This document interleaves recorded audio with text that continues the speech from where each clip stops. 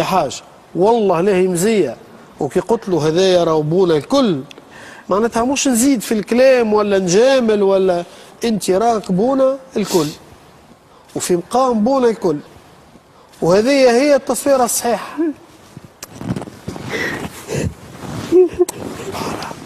هذا هو المطلوب. مثالي لازمك تستحمل يا محمد وتنسى الحاجات الخايبه، خاطر راك ما تنجم، اسمعني، ما تنجم تقدم. انت توا جاي تلوم، انت جاي تلوم توا في راجل في العمر هذا وفي الصحه هذه، بربي ايش عندك باش تلوم؟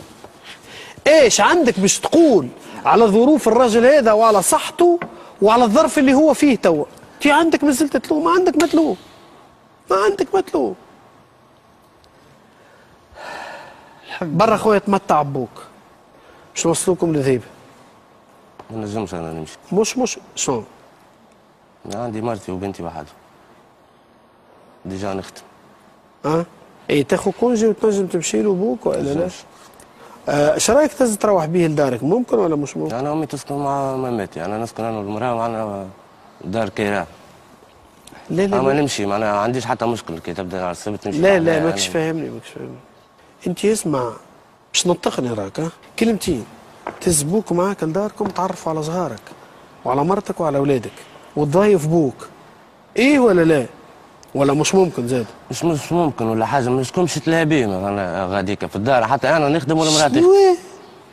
نحكي لك انا غدوه مثلا نروح بيه لداري انا بوك. باهي والله لا تحشمها.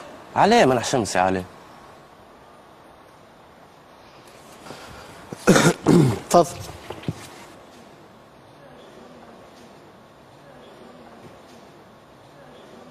والله لا يحشمها. ربي يهديك. سي سعد انت بونا الكل. بارك الله وعلى الراس والعين. بارك الله وتروح معانا كل مره في دار واحد منا. باهي ونروحوا بيك لذهيبه، ونحب نقول لك تحيه كبيره ونبوسك من جبينك. باهي يا راجل. اي جميل هنا عندي وراسك انت. بارك الله فيك. تحيه كبيره للحاج.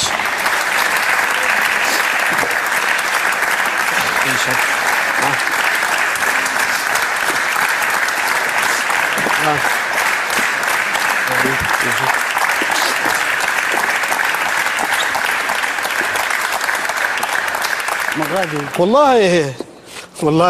والله لا كنت نتوقعوا هذايا معناتها يصير في عندي، ما نقول لكم مش حتى في عندي